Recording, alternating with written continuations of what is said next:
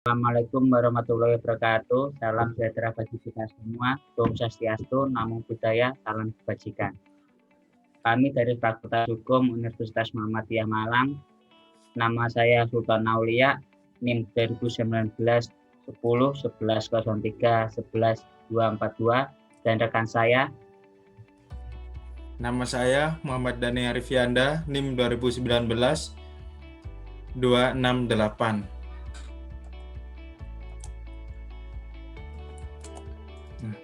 Ayo Ton. Kami di sini ingin mempresentasikan mengenai kejahatan terhadap harta benda.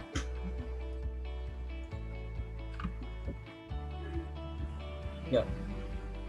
Kejahatan terhadap benda, di sini kami ingin menjelaskan tentang pencurian, pemerasan, pengancaman, penggelapan, penipuan, merugikan orang berpiutang dan berhak, perusakan barang, penadahan.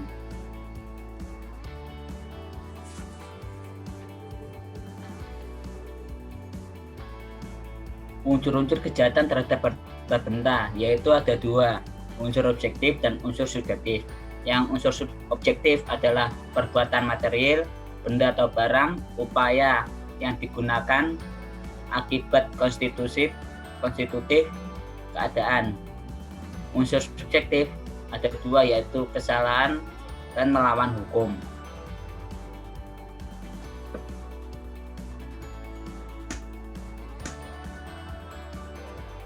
Pencurian pada bab dicantumkan pada bab 22, yaitu ada pencurian bentuk pokok, pencurian berat,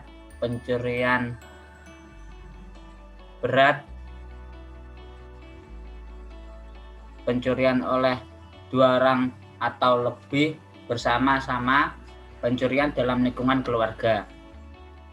Pencurian dalam bentuk pokok tercantum pada pasal 362, yaitu terdapat unsur objektif. Pertama, perbuatan mengambil benda sebagian atau seluruhnya milik orang lain. Unsur subjektif dengan maksud memiliki barang, melawan hukum, memiliki barang bagi diri sendiri, ancaman pidana maksimal 5 tahun atau denda maksimal Rp60. Pencurian berat terdapat pada pasal 363, yaitu 1. Pencurian ternak. 2. Pencurian saat kebakaran atau bencana alam lainnya. 3. Pencurian malam. Yang keempat, dilakukan 2 orang atau lebih.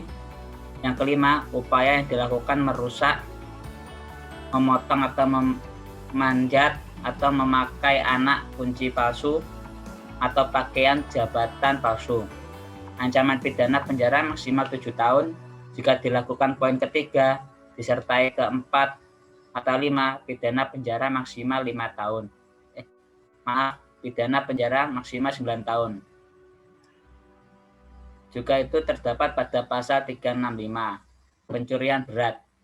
Perbuatan dalam pasal 362, 363, keempat atau 5, jika tidak dilakukan dalam sebuah tempat atau tempat kediaman atau pekarangan tertutup. Harga barang yang dicuri tidak lebih dari Rp25.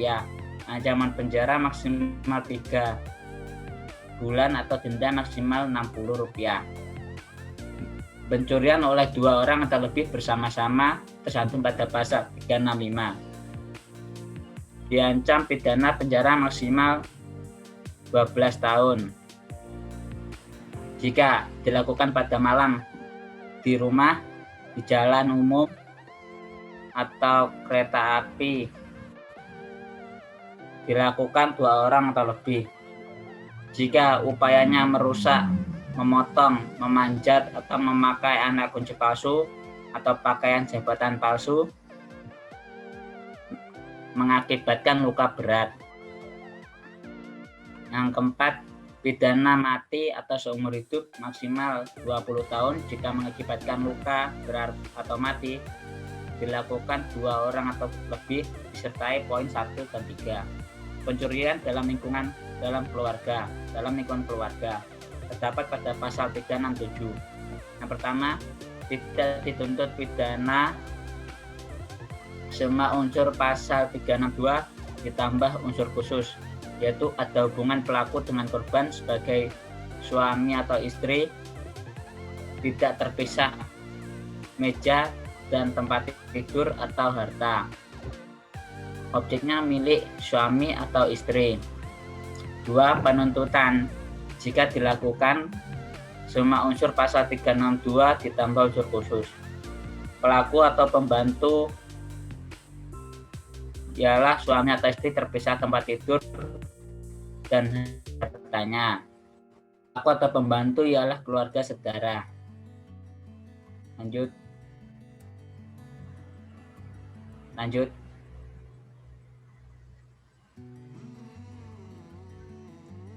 Simons, yaitu menjelaskan tentang objek pencurian, yaitu segala sesuatu yang merupakan bagian dari harta kekayaan seseorang yang dapat diambil oleh orang lain.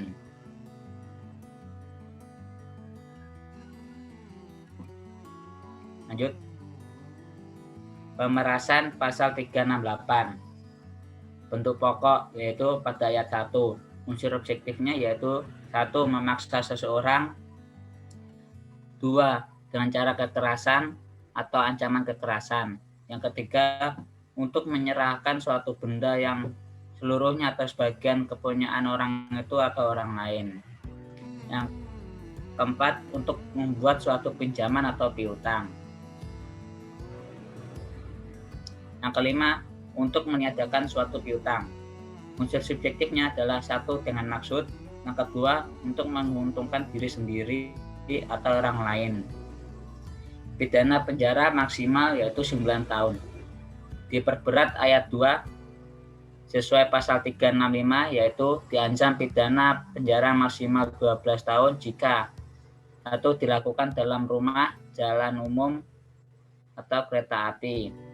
Dilakukan 2 orang atau lebih bersekutu. Jika upayanya merusak, memotong, atau memanjat, memakai anak kunci palsu, atau pakaian jabatan palsu, mengakibatkan luka berat. Diancam pidana maksimal 15 tahun penjara jika mengakibatkan matinya orang.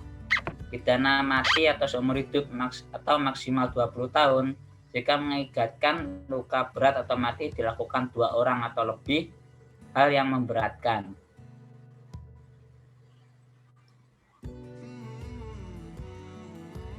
Pengancaman yaitu terdapat pada pasal 369. Yang pertama, unsur subjektif. Yang pertama yaitu memaksa seseorang, yang kedua untuk menyerahkan sesuatu benda yang seluruhnya atau sebagian kepunyaan orang itu atau orang lain. Yang ketiga, membuat suatu pinjaman. Yang keempat, untuk meniadakan suatu piutang. Yang kelima, dengan pengancaman untuk membuat malu secara lisan atau tertulis atau membuat rahasia. Unsur subjektifnya yaitu dengan maksud dan untuk menguntungkan diri sendiri atau orang lain. Ancaman pidananya maksimal 4 tahun. Sebagai contoh berikut yaitu kita mengirimkan SMS yang palsu bahwa yaitu Juni Ainur, hari ini data Anda di aplikasi pinjaman petir terakhir di saya setelah jam 18, belum ada pelunasan dipastikan. Hari ini pihak ketiga menghubungi seluruh kontak dan rekan-rekan Anda bahwa Anda sedang melakukan penggalangan dana untuk membayar hutang di kami. Dan itu bukan termasuk tanggung jawab saya lagi jika ada masalah. Terima kasih.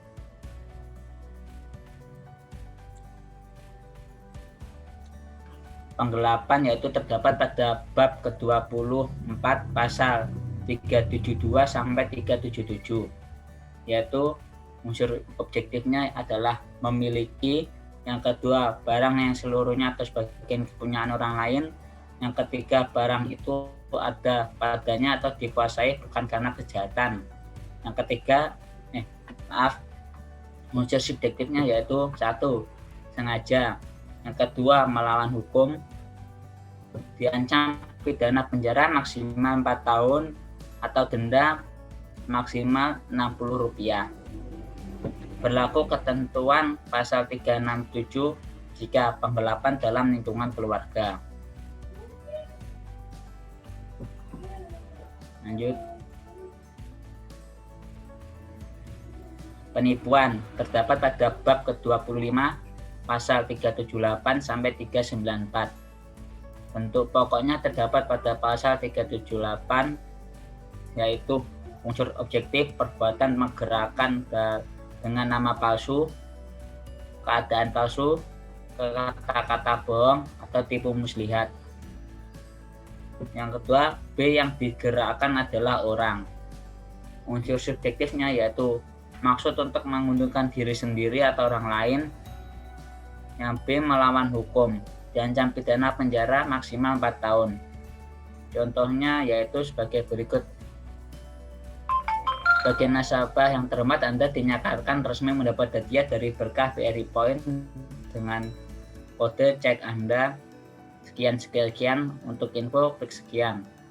Pesta isi ulang selamat Anda resmi mendapatkan hadiah. Kedua, dari PT MGS cek sebesar 175 PIN sekian. Itu termasuk contoh dari penipuan. Lanjut.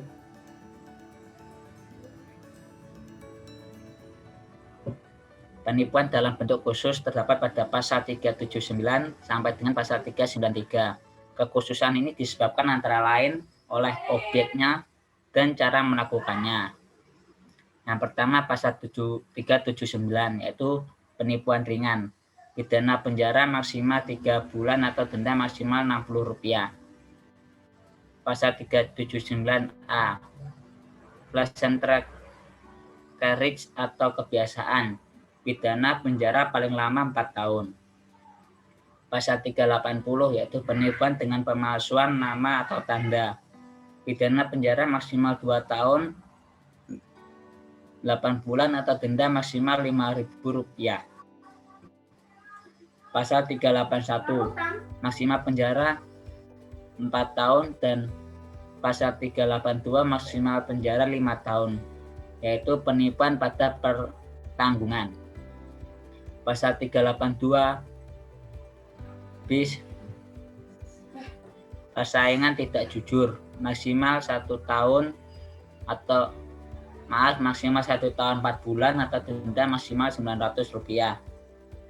Pasal 383 bis penipuan pada penjualan salinan konsignment, yaitu dengan penjara maksimal 2 tahun 8 bulan.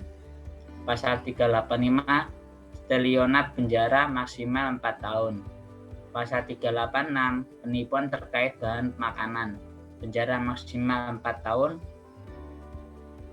Pasal 387 penipuan pada pekerjaan pembangunan, penjara maksimal 7 tahun. Pasal 388 penipuan terhadap penyerahan barang untuk angkatan perang, penjara maksimal 7 tahun. Penipuan terhadap batas pekarangan yaitu terdapat pada pasal 389 penjara maksimal 2 tahun 8 bulan. Pasal 390 penyiaran kabar bohong atau hoax, penjara maksimal 2 tahun 8 bulan. 391 yaitu penipuan dengan memberikan gambaran tidak benar tentang surat berharga, penjara maksimal 4 tahun. Pasal 392 yaitu penipuan dengan penyusunan neraca palsu, penjara maksimal 1 tahun 4 bulan. Pasal 393 ayat 1 penipuan dengan pemalsuan nama, firma, atau merek atas barang dagangan dengan penjara maksimal 4 tahun atau denda maksimal Rp600. Pasal 393 bis ayat 1 penipuan dalam lingkungan pengacara, penjara maksimal 1 tahun.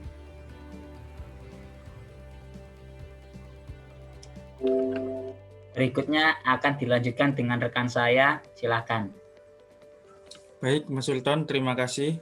Sekarang saya akan menjelaskan mengenai merugikan orang lain yang berpiutang yang ada pada bab 26 pasal 396 sampai 405 KUHP yang berisikan bangkrut yang dilakukan oleh pedagang, bangkrut biasa pada pasal 396, bangkrut tipu pada pasal 397, bangkrut yang dilakukan oleh pengurus pasal 398 sampai 399, kejahatan dilakukan oleh orang bukan yang pailit pasal 400, kejahatan dilakukan oleh orang bukan pedagang pasal 402, kejahatan terhadap anggaran dasar pasal 403, penarikan barang dari harta benda pasal 404, dan hukuman tambahan pasal 405.